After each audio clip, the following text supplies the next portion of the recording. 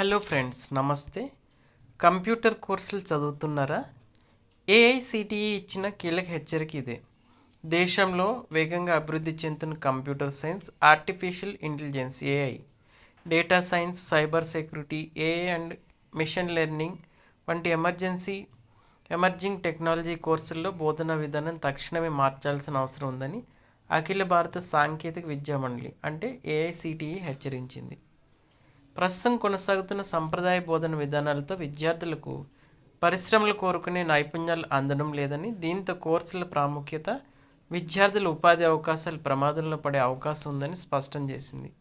AI, data science, cyber security వంటి రంగాల్లో ప్రపంచవ్యాప్తంగా వేగంగా మార్పులు చోటు చేసుకుంటున్న నేపథ్యంలో థియరీ ఆధారిత బోధనకు బదులుగా ప్రాజెక్ట్ ఆధారిత, ప్రాక్టికల్, ఇండస్ట్రీ ఓరియంటెడ్ లెర్నింగ్ను అమలు చేయాలని దేశంలోని అన్ని యూనివర్సిటీలు, ఇంజనీరింగ్ కళాశాలకు ఏఐసిటిఈ సూచించింది.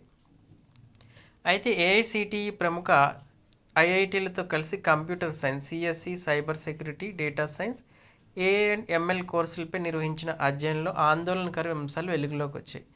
దేశంలోని దాదాపు 80% యూనివర్సిటీలు ఇప్పటికీ సంప్రదాయ బోధన విధానాలే కొనసాగుతున్నాయి. పరిశ్రమల అవసరాలకు అనుగుణంగా సిలబస్, ప్రాక్టికల్ శిక్షణలో మార్పులు చోటు చేసుకోవడం లేదు. ఏఐ రంగం వేగంగా అభివృద్ధి చెందుతున్న విద్యా వ్యవస్థ అదే వేగంతో మారడం లేదని ఏఐసిటిఈ పేర్కొంది. ఈ నివేదికను కేంద్ర ప్రభుత్వానికి సమర్పించడంతో పాటు యూనివర్సిటీలకు పలు కీలక సూచనలు చేసింది. అయితే ఇంజనీరింగ్ విద్యార్థుల్లో 72% మంది కంప్యూటర్ కోర్సులకి మొగ్గు చూపిస్తున్నారు. ప్రతి ఏడాది దేశవ్యాప్తంగా సుమారు 13 లక్షల మంది విద్యార్థులు ఇంజనీరింగ్లో చేరుతున్నారు. వీరిలో 72% మంది కంప్యూటర్ సైన్స్ మరియు అనుబంధ కోర్సులు ఎంచుకుంటున్నారు. ఏఐ అండ్ ఎంఎల్లో 2 లక్షల మంది, డేటా సైన్స్లో 1.5 లక్షల మంది, సైబర్ సెక్యూరిటీలో సుమారు 1,00,000 మంది, అదనంగా 3 లక్షల మందికి పైగా విద్యార్థులు ఆన్లైన్లో సర్టిఫికేట్ కోర్సులు చేరుస్తున్నారు.